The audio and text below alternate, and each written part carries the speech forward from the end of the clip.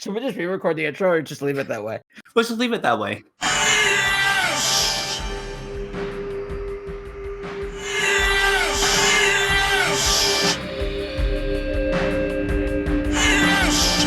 No. Hello, everybody. Welcome to the Untitled podcast show. I am not Brandon. I'm Brendan, not Brandon. Stop calling me that. And I am joined by Will from The Lost Gamer. How are you, Will? I am doing all right. Thanks for asking. Good. So, for those new, which should be all of you because this is the first episode of our podcast, this is a weekly podcast that'll go up on Mondays. We'll hopefully hit every Monday from here on out. I've been wanting to do a podcast for years. This is actually the third attempt that Will and I have made of trying to make a podcast. So hopefully this one sticks. It should. We have the time for it now. So I mean, hey, if we were able to get Bars and Tone as a consistent schedule for a while, I'm sure we can do this just fine. Oh man, Bars and Tone. What a fucking reference. Like nobody knows what that is. That's fine. Would that be a good name for the show? Is Bars and Tone? Oh. There we go. That's it. Yes. It was in front of us the whole time. Okay. All right. So should we just re-record the intro or just leave it that way? Let's just leave it that way. Anyway, so welcome to Bars and Tone, the weekly podcast featuring not Brandon and the Lost Gamer. Hopefully you enjoy it. Here we go. So, Will, how was your week? My week has been all right. Not a whole lot going on aside from getting drunk on New Year's Eve. Oh, traditional. Yeah, White Russian is pretty good. I had a bourbon on New Year's Eve. That was it. You should have mixed that bourbon with eggnog. That would have been great. I actually tried when I was at school. I had a eggnog whiskey or something like that. The way I described the taste of it is it's kind of like, you know, Hobby Lobby? I think so. You know, like the smell that hits you when you walk into a Hobby Lobby? Or like a convenient, or not a convenience store, but like a hobby store like that where you smell like pine cones. Yeah. That's what it tastes like. It tastes like that store smells. Okay, that's an interesting taste. But for New Year's Eve, I didn't actually do much. I just kind of hung out and watched Twilight Zone. It's been a tradition of mine for a while to watch through a bunch of Twilight Zone episodes on New Year's Eve and New Year's. It's kind of like our tradition as well. Oh, really? That's funny. You been playing anything this week? I've been playing a lot of VR games. Oh, okay. Like, I've been playing Beat Saber and Vader's Immortal. How are those? Vader's Immortal, it's pretty fun, mainly for the dojo and trying to complete that. And Beat Saber has some annoying modes, but again, I'm having fun with it. And then I got a new game called Asgard's Wrath, which is a AAA title for VR. It's fine. Unfortunately, I think because my PC doesn't have the updated minimum requirements, I'm having some technical issues, which can get a little annoying. Like what? What's going on? It takes forever to load. Like, I was straight up just standing there for 2 minutes waiting for the game to load. And when I am in the game, it still has to load all the textures and all that. So it feels like whenever I'm moving, the game's still loading. I want to upgrade my PC so that way I have the required specs and see if that'll fix it. Okay. Also, trying to install it was a bit annoying because the game's 120 gigs. Nice. So I downloaded it one evening. I stayed up till 2 a.m. waiting for it to finish downloading. And then right when I thought it was going to be done, Oculus was like, oh, you have an antivirus that's preventing you from downloading it. I was so pissed. I couldn't get it to work. So I shut off my computer, went to bed, came back next morning. I downloaded it again. Worked just fine. Well. At least it works. It works, yeah, but I've been having that kind of issue with the Oculus for a while. Just, it won't work, then suddenly, hey, it works. Just has to think about it for a bit. It goes, okay, now. Yeah. So, what games have you been playing? A whole lot of Counter-Strike, Team Fortress 2, and Halo. I've just been bouncing between the three. Nothing's really grabbing me. Although my primary focus right now on something I want to get done is The Witcher 3. Because I've started that game, and I keep starting it. I keep getting to... Usually the point where I hit a wall is... do you know where... I don't remember the character's name, but you meet some witch. Kira? Kira, yeah. Or Kiri, or something like that. Yeah. And you go to the cave. It's the first time you meet up with the Wild Hunt. Oh. So I had a big battle before that and used all my health. and I wound up just like dying over and over and over again because I just did not have the health to complete the mission. And then I finally got all the way to the end, and I fell off a cliff and died and had to go all the way back. And I was like, all right, I'm done. I can't do this anymore. And that was the last time I played it. So I'm starting it over again. I'm playing it on PC this time, so there's definitely a performance boost. Funny enough, though, I was actually debating on going back to finish The Witcher 2 myself. Okay. I've been meaning to play The Witcher 2. I've been to Act 2 so far, so I'm a decent ways in. But I would want to play that because I watched the first episode of the Witcher series on Netflix. I've been meaning to watch that show too. I haven't had time recently. I've been working on my Star Wars video. And so as part of that, I've been watching through all the Star Wars movies. That's taken a lot of time. But all right. So is that the recap? Is that everything? I believe so. So normally we would talk about the news this week, but since it's been New Year's week, nothing really happened for us to really talk about. So we're just going to move on from that section. But in other episodes, there will be a news section. So just keeping that in mind later on. And as we grow in audience, we're going to have audience feedback and things like that. So this is all still a work in progress. It's a pilot episode. So we're figuring things out here. Moving on to one of our main topics today is Game of the Year discussion for 2019. This is going to be interesting for me because I didn't play anything from 2019 except for Sekiro, which I've played an hour of, Death Stranding, which I've played 3 hours of, Outer Worlds, which I spent 2 hours with, and Resident Evil, which I actually beat. Resident Evil 2, sorry. So not exactly your... I think the game I've actually played the most on this list is Apex Legends. I think I played that for like 10 or so hours. For myself, like I played a decent amount of these games. Like I've played Man of Medan. Okay, how was that? It wasn't as good as Until Dawn. With Until Dawn, we got like majority of the characters killed. And Man of Medan, basically everyone survived but one person. There wasn't nearly as much stakes in it. Okay. And yeah, when it came to Sekiro, I am also not very far into it. I like it, but I need to like dedicate more time into it. Yeah, I'm in that same boat. It's challenging, definitely. Oh, most definitely. I'm just gonna have to like put that one on the back burner though. I'm definitely gonna play it. I'm excited to play it. FromSoft is my favorite developer right now. I just have to I have to take my time with that one. And we'll see. Devil May Cry 5, I got like halfway through before kind of just stopping. I'm noticing a trend here. Yeah. But there is one game on top of my head looking through this list would be my game of the year, and that'd be Katana Zero. Okay. I played a little bit of Katana Zero. And that's been because despite that game being only like 2 hours long, if you know what not even if you know what you're doing, I managed to put 50 hours into that game. There you go. Goodness. Talk about value. Yeah, I found the gameplay to be so addicting. I love the fast-paced nature of it, like, slowing down time, reflecting your bullets, all that stuff. Memorizing your enemy locations. And hard mode felt like that game's hard mode felt like, it didn't feel like a cheap way to spike the difficulty. Since they added new enemies, and it kind of forces you to rethink how you would approach the levels. So I found that to be pretty fun. All right. And even though this is technically just a prequel to, another Katana Zero down the line, I am very interested in seeing where this is going to go. I didn't know that. It's a prequel? You beat the game, right?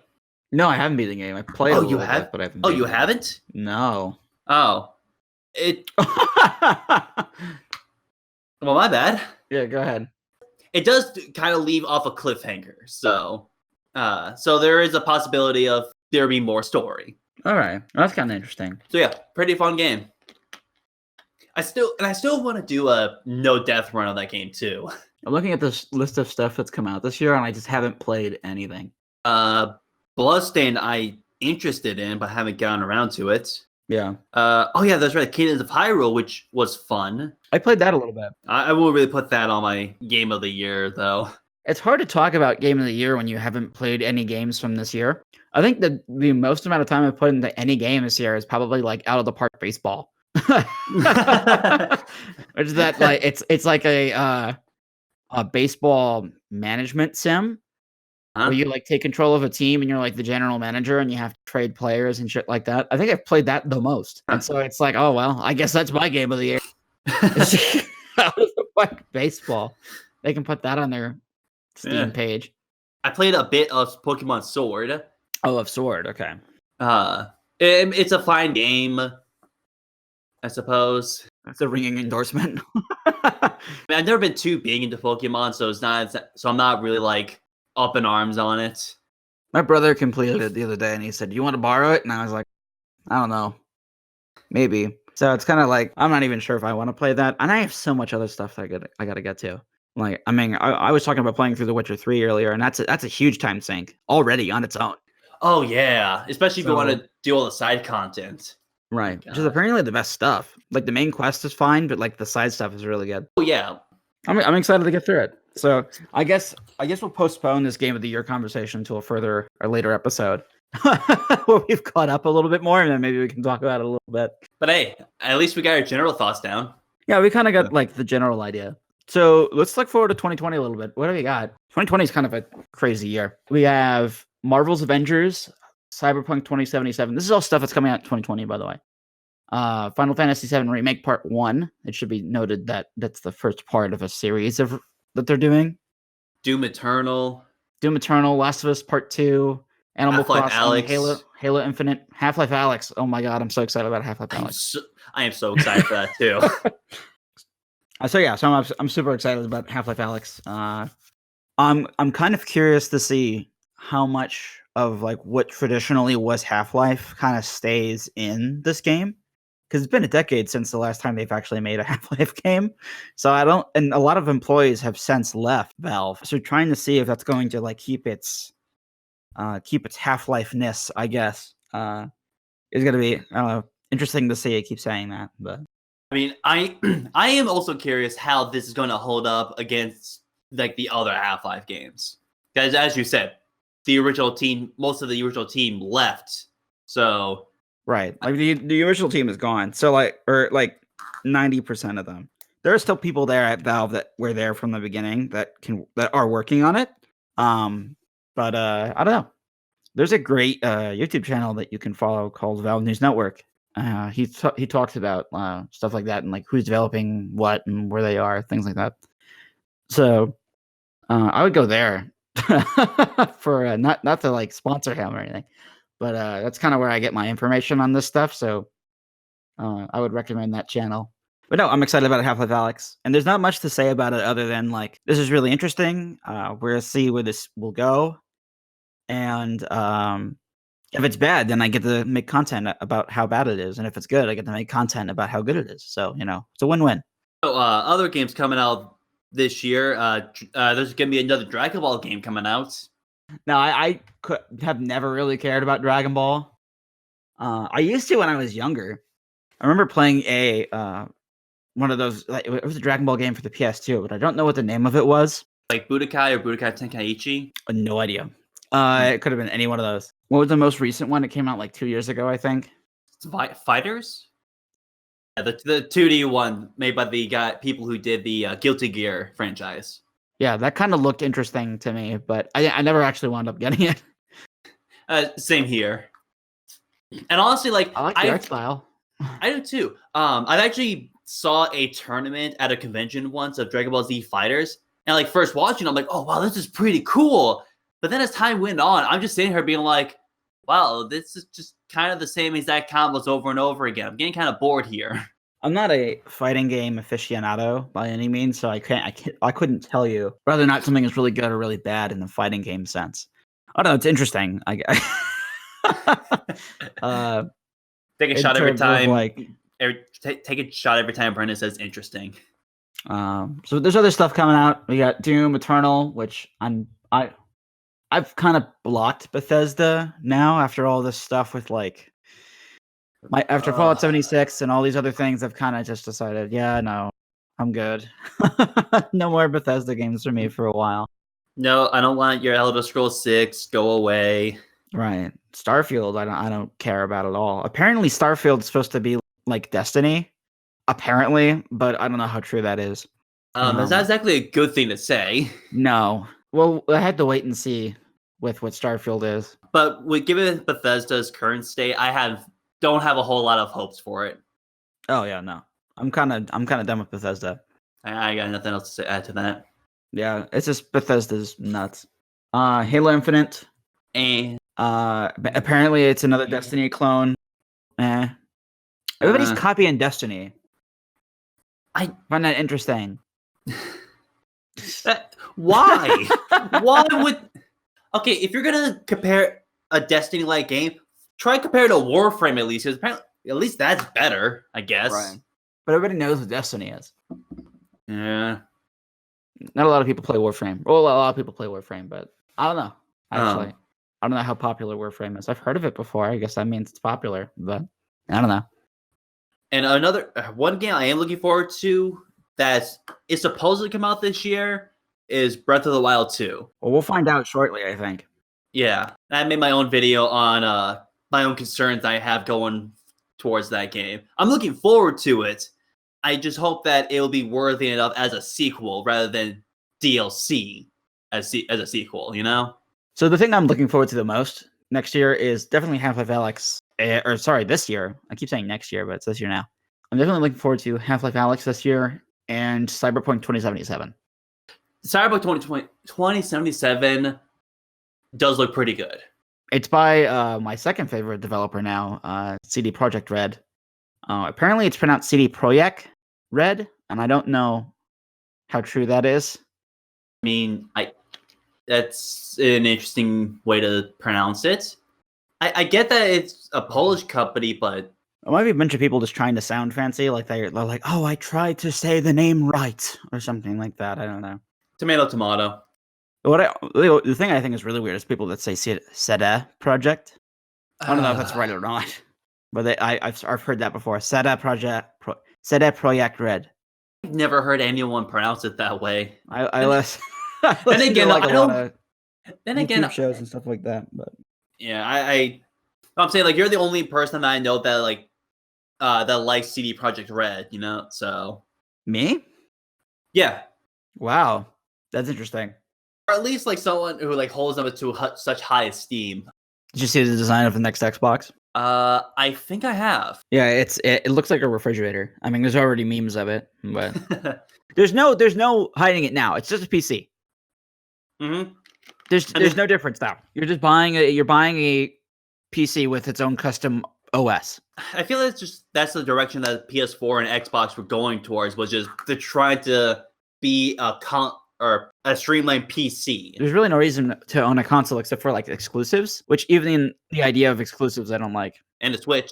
The Switch is different because the Switch is its own thing.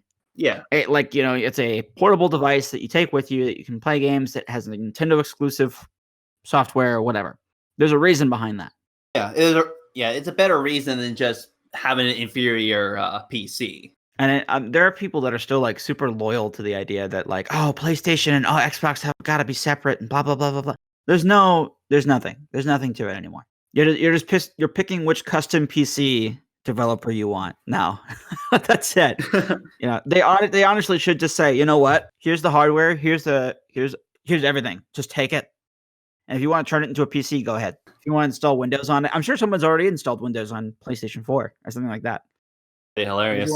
If you want to just turn it into a PC, why not? Just do it. Yeah, if they're gonna, that'd be fun.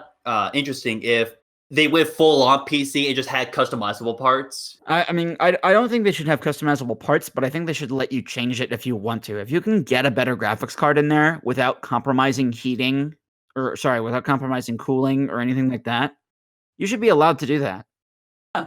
I think if you're going to spend any amount of money on something, that thing should be yours, and you should be able to change that thing the way you want to. Unfortunately, warranty does not cover any change when you start messing around with the insides of the consoles. Right, or like open it up. The second you open it up, you ruin your warranty or whatever. Yeah, it's like they don't want you to actually tinker yourself. I think they don't want you to tinker it. They would much rather you buy it, wait for it to die, and when it dies, you buy another one. Yeah, that kind of sucks. Gee, thanks for making me waste $200 or like $500 on my previous console. Then PS4 Pro, a 4K console that doesn't have a 4K Blu-ray. Okay, What? Yeah, you didn't know that? I never owned the Pro. I had the PS4, so I'm like, why the fuck would I want the Pro? Yeah. No, it doesn't come with a 4K Blu-ray player in it.